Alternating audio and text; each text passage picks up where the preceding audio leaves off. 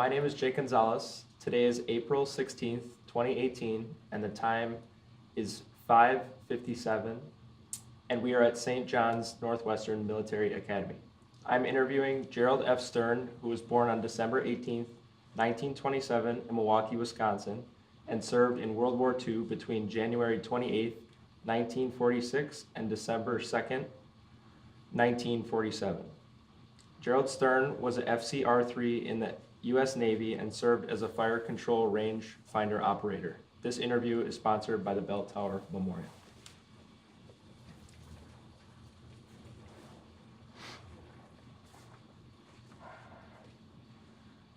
Okay, Jerry, you want to start off by telling us a little bit about yourself and your family?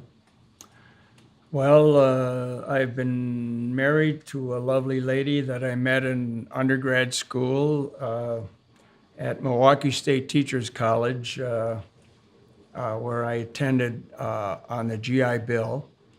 And we've been married for 66 years. We have 3 children, 2 girls and a boy. And we have 2 grandchildren, and we have 5 great-grandchildren. Okay. All right. So let's go to the beginning. Do you want to tell us about your childhood and where you grew up? Well, I I grew up in Milwaukee, Wisconsin. I don't know, if you're familiar. Well, I grew up in what is called the Merrill Park area, 33rd and St. Paul Avenue. I attended West Division High School, and I had a wonderful childhood because in those days we were pretty free to roam around, and my brother and I used to spend a great deal of time at the playground. Okay. And we played sports, whatever was in season. In the winter, we skated. I was skated in a race, long runner racing skates, and had a wonderful growing up time. Okay. So when you were in high school, were you set on going to the military? Was that like your first option? No, not really. Frankly, until World War II broke out, and that, of course, happened while I was in high school. Okay. I wasn't real sure of what I wanted to do post high school. Yeah.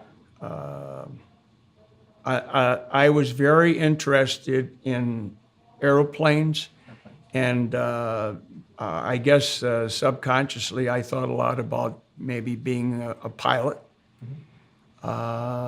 And very interested in athletics. I was participated in, I majored in 3 sports, gymnastics, football, and track. I had a successful, I was pretty much of a jock in high school. Okay, yeah. And I really had the cart before the horse. The reason I managed to get reasonable grades is because the coaches informed me that if I didn't get decent grades, I couldn't play. So that was kind of the way it went. Okay. So when World War II started, you thought to yourself, I should join. Exactly. When World War II started, December 7, 1941, I was really very, very excited and energized. In those days, of course, the news, we didn't have cell phones and the kind of media that you have access to now. So we received our information on the radio or at the theater, the movie told news, and the newspaper, and magazines, publications. But I was really fired up about, I wanted to join the Navy. And I wanted to fly the F-4U Corsair, which was at that time one of the hottest planes. I don't know if you know, it inverted gull wing. It was a fighter plane. And in fact, that's why I joined the Navy. Okay. Was your family supportive of your decision? My family had no inkling whatsoever that I was going to join the Navy. What happened in my junior year, I told some of my football buddies I was going to quit school and join the Navy, and so somebody told the coach, and the coach detained me after football practice one evening, and he had me against the lockers. He was 6'5", and he weighed about 250, and I went about 145. We played single wing. In my day, the football players in high school weren't as big as they are today. But anyway, he said, "Hey, I hear you're going to join the Navy, Stern." And I said, yeah, Coach. And he took a hold of me, and he had braced me against the bulkhead. That's the wall in the Navy. And he said, "Now, I don't have anything against the Navy," but he gave me a couple of little bumps. And he said, "But you're going to get your high school diploma first." Now, that may have saved my life because I did stay. And I graduated on a Friday night. I walked downtown, which was approximately 3 miles from where I lived. That was the main. I didn't have a car, and in my day there was a streetcar. And I enlisted in the Navy. That was a Saturday morning. I graduated on a Friday night, and I came home. And my mom said, I'll see you at supper time." And I said, "No, I'm leaving." She said, "What do you mean you're leaving?" I said, "Well, I joined the Navy. I have to be at the North Shore." The North Shore was a rapid transit that went to Chicago.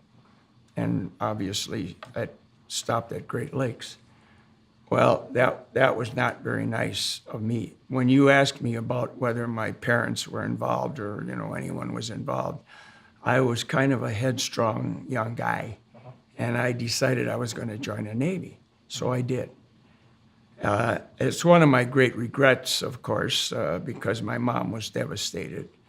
My dad handled it because he was a businessman and he had a little better perspective. But hopefully, I made it up to my mom through the years, through correspondence and what have you. But that's kind of how it all evolved. And the answer to your question is, no, I did not discuss it with family. Okay.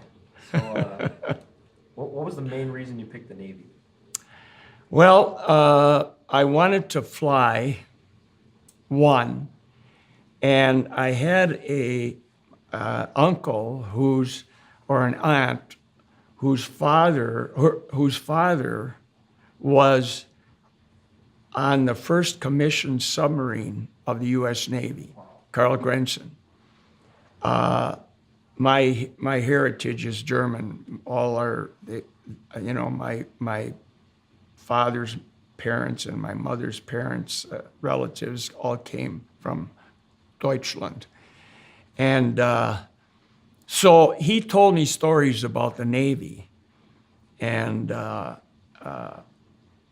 I guess that was one of the main motivators.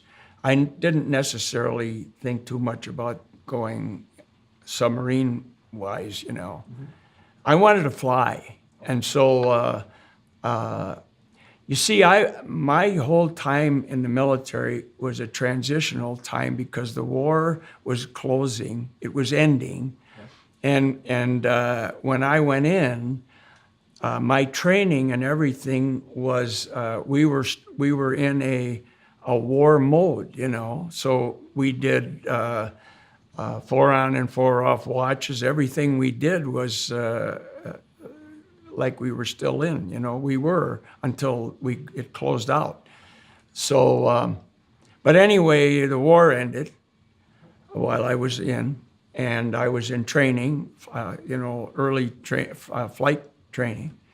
And when the war ended, I was called in and they said that they were not going to be training as many pilots anymore. So they gave me two options. I could go destroyers or submarines. And I chose destroyers. Tin cans, we refer to destroyers as tin cans. So I'm a tin can sailor. All right. So what were your first days like? My first days? Yeah. Well, boot camp, 8 weeks, very Spartan. We had 125 men in wooden barracks, double-deck bunks, picnic table on each end with a bucket of water. And frankly, the regimentation, the discipline, the discomfort of having to go out on the drill that they called the drill field the grinder, because some guy didn't pass inspection, so the whole company would be punished, you know. So we had to go out and march, and it was in January. Frankly, it didn't bother me too much because having been an athlete, Yeah. we were in an environment where we were given we were disciplined. Yeah. So I guess the best way I can say is I handled it. Okay. And yeah, All right. So it was very easy to get used to because of you being an athlete, and was it easy to make friends? what did I what? Was it easy to make friends at boot camp? Although the activities that we were, involved in, there wasn't a lot of sociability. Yeah. I mean, we were going all day long, and by the end of the day, you were tired and you wanted to hit the sack, you know. So yes, I did have some friends. But unfortunately, we parted company when we graduated from boot camp, and I never saw them again because I got shipped off to Portland, Maine, alone. So when you graduated, were you trained to do a specific job, or was that something you were taught once you got to your ship? Yeah, they administer a battery of tests and stuff, and apparently I qualified for ordnance, fire control. Mm-hmm. Fire control doesn't mean putting out fires, it means making fires, I mean, it involves gun direction and shooting and what have you. So they sent me to Portland, Maine to catch a ship. And I was what they call a fire control striker. Okay. A striker is, I don't know what they call them today in today's Navy. It's a lot different than my time. Uh-huh. But it would be like an apprentice, training. Okay. And so that's what they told me I was going to do. And I did what they told me I was supposed to do. All right. And Yeah, I was informed when I got to Great Lakes, they had a hot dog petty officer standing on a picnic table, and he said, he said, there's two ways you do things, your way and the Navy way, and now you're going to do it the Navy way, and that was it. All right. Yeah. Okay. So, and that throughout your time in the Navy, you did the same job the entire time? Well, yes. Actually, what I did was I expanded on, I became what they call a rangefinder, stereo rangefinder operator. Okay. And I went to a school in Newport, Rhode Island, where I learned how to handle this technology of that day.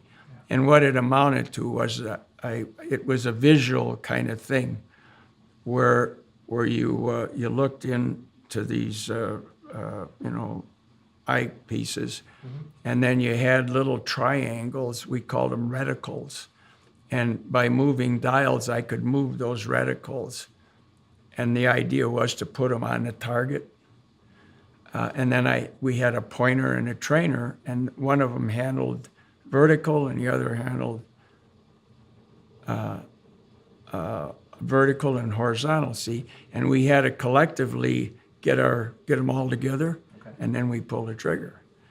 So, and then of course also for whatever reason I've always been a very curious person, and I always wanted to somehow learn. And so I had some good superior officers who encouraged me, and I advanced in rank and I became a non-commissioned officer. Oh, wow.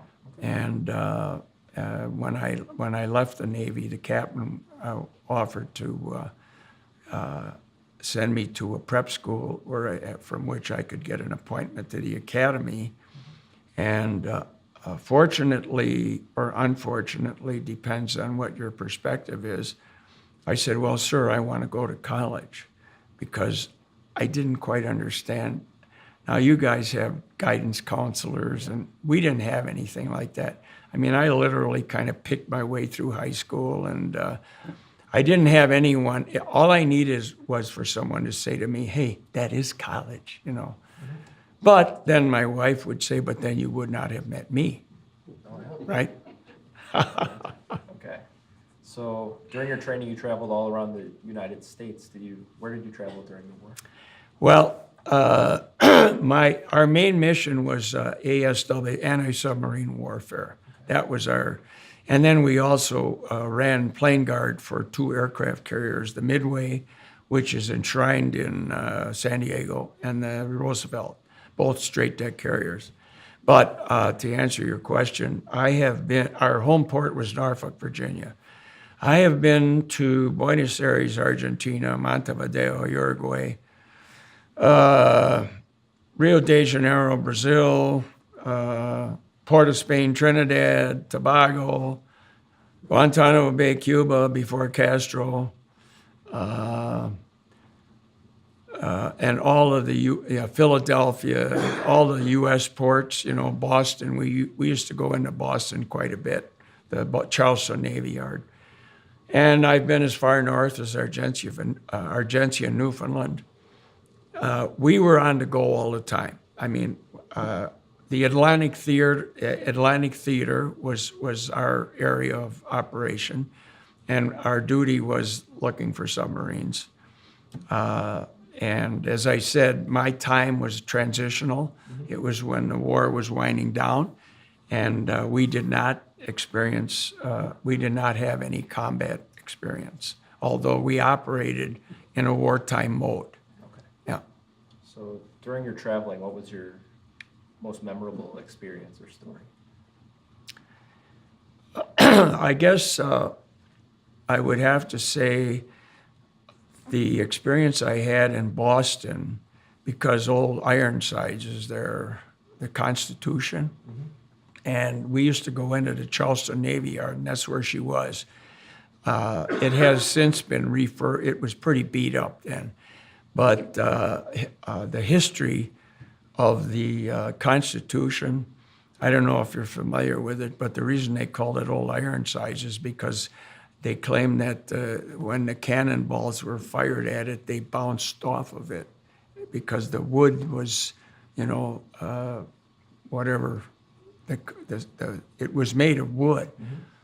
By the way, I always tell the young sailors I see today that I was in the Navy when ships were made of wood and men were made of steel.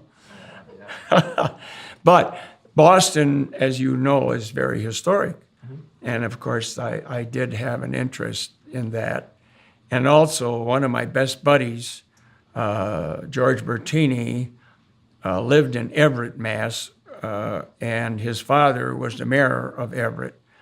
And these Italian people they're very loving. They took me in like I was their son, and they treated me very well. So I got to see things and do things that were quite impressionable. And then I guess I could there's 2 other things that happened that we were commissioned by President Truman 4 destroyers and a light cruiser to go to Montevideo, Uruguay for the presidential inauguration in 1946.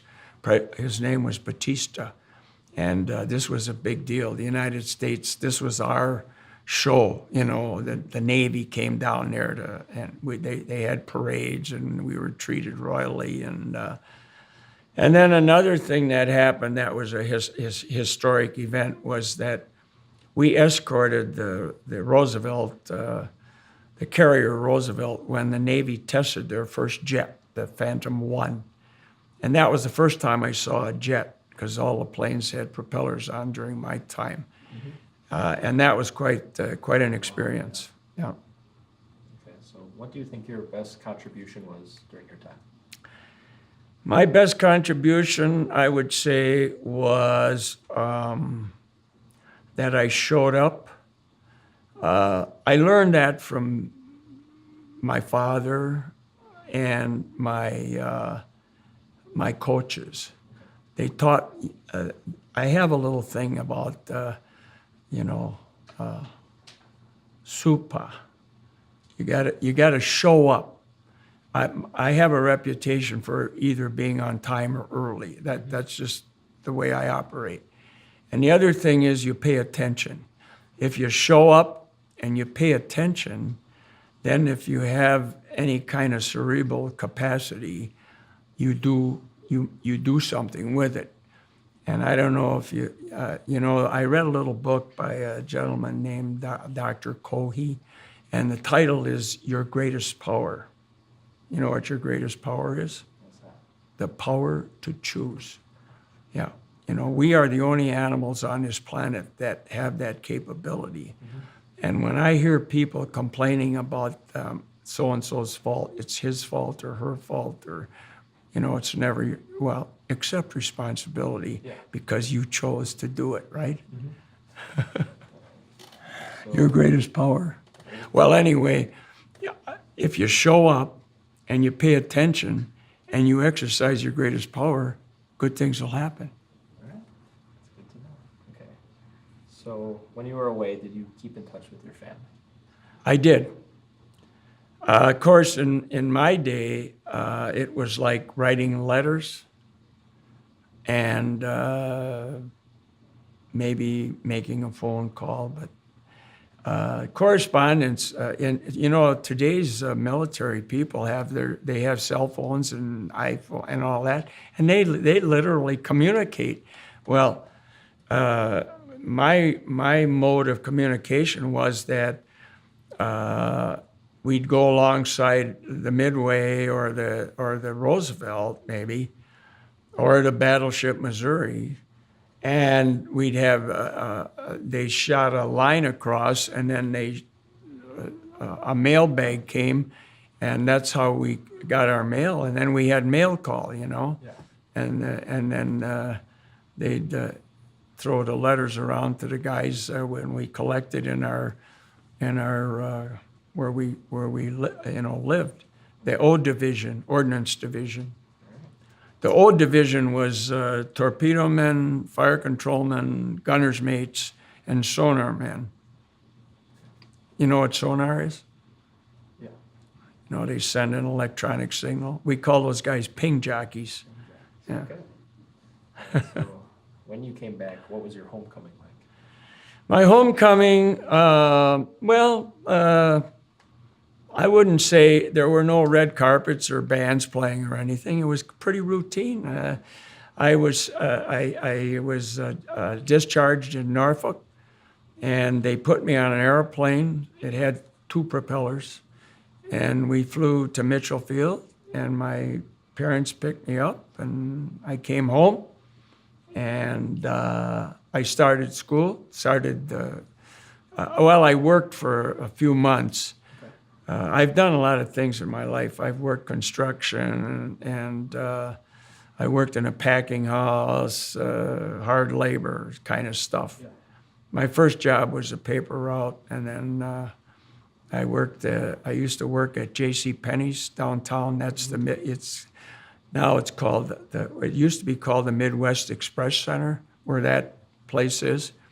I used to walk down there after football practice and I mopped floors for 35 cents an hour. Think about that.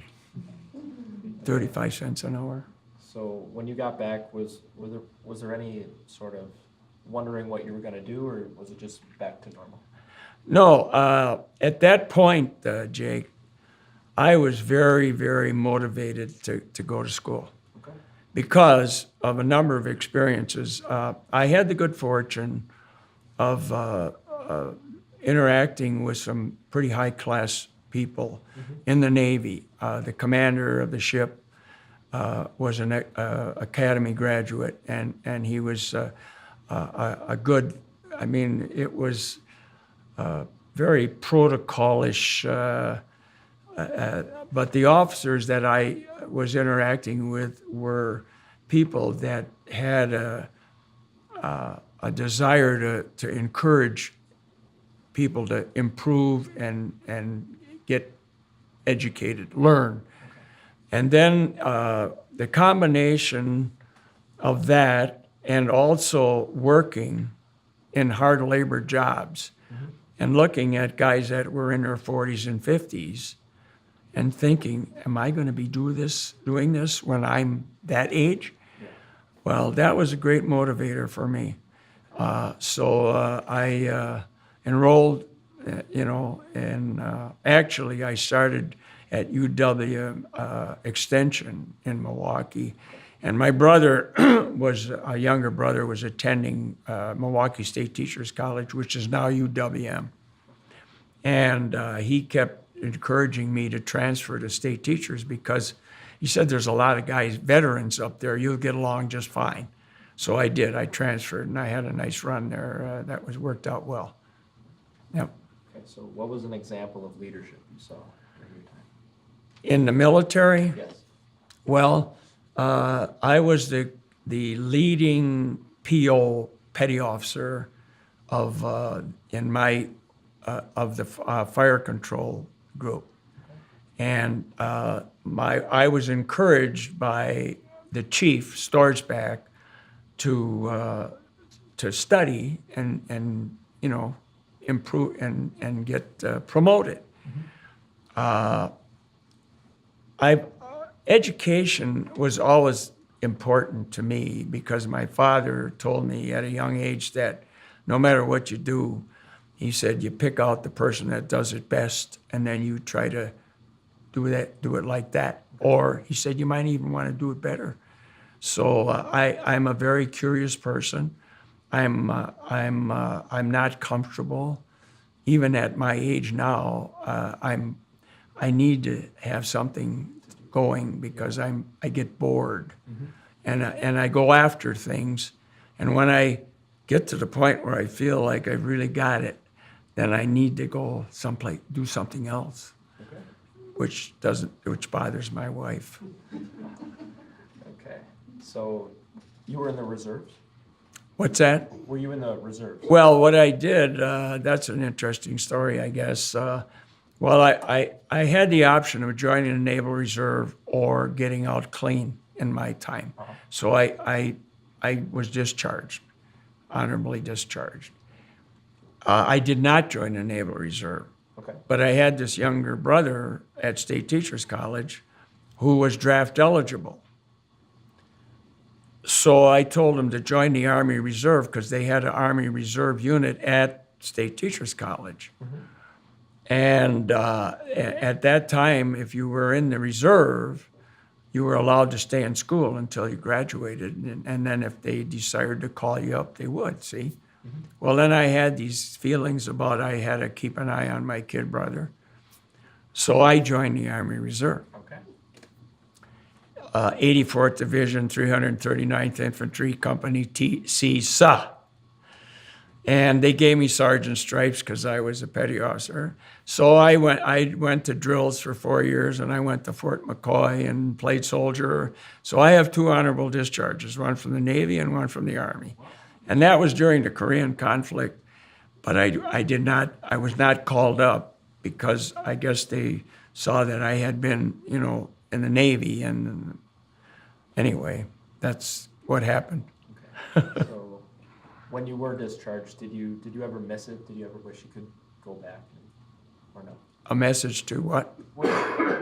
When you moved on from the Navy and the reserves, did you Yep. ever wish you could go back or missed it at all? Well, yeah. The one, again, this is mixed emotions because I've had a wonderful career, but I really liked the Navy, and I think I would have really liked the chance to go to the academy. I mean, that kind of, I'm a guy that I like competition and I like regimentation, and that would have appealed to me, and I'm sure I could have handled it. So the answer to your question is, yeah, maybe in another life, maybe that's what I'll do. Okay. So, do you think the Navy was your best learning experience? I would say the combination of two things, Jake. Being in athletics and the military, the combination of those two had made a great impression on me in the way I conducted myself and the way I conduct myself and the career path I chose. Okay. Yeah. So, would you say that the Navy and the reserves helped you become how successful you are today? Yes. Yeah. I have absolutely again. I have to say and give credit to those who I had the good fortune of interacting with, because they were high class people who placed a high value on education, improving yourself, behaving like a gentleman. All of those things. I guess I was very fortunate to have interacted with those kind of people, because you and I both know that it could have gone in another direction. I mean, you hear stories about the military and the backslapping and let's go out and get drunk or drink beer or smoke or this or that and the other thing. And I never got into smoking, Okay. So yeah, it was a good experience for me, and it had a great impression on the way I built my career. Okay. Is there anything else you would like to share about your service that I didn't cover?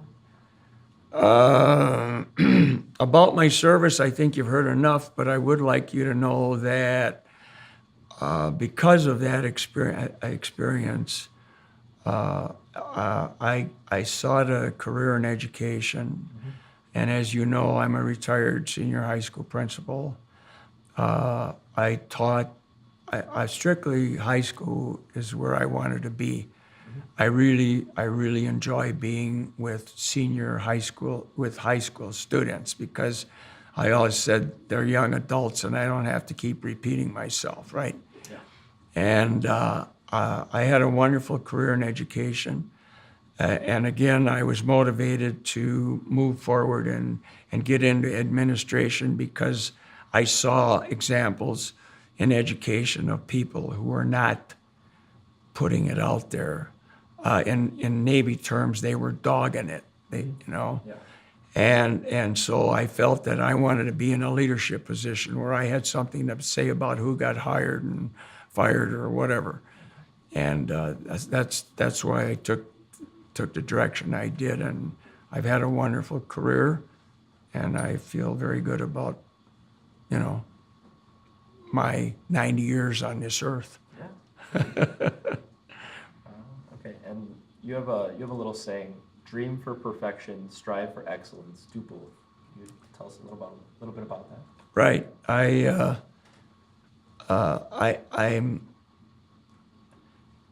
I'm a pragmatist in one way, but I'm also a visionary, a dreamer.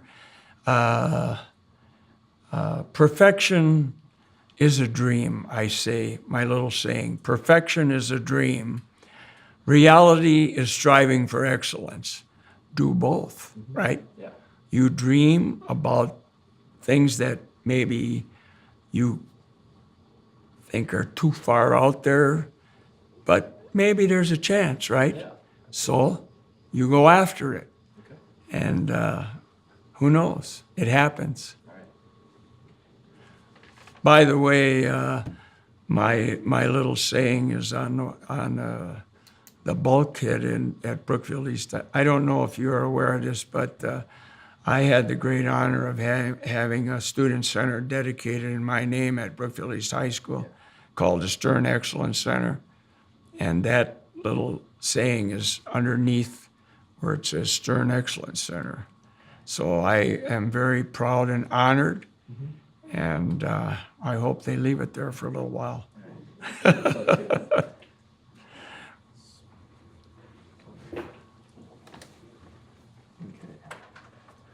In closing, this has been an interview of Gerald F. Stern regarding his service during World War II. My name is Jake Gonzalez. The time is 6:37. Thank you for agreeing to this interview, and most importantly, thank you for your service. Thanks, Jake. Thank you. You did a great job. All right, thank you, sir.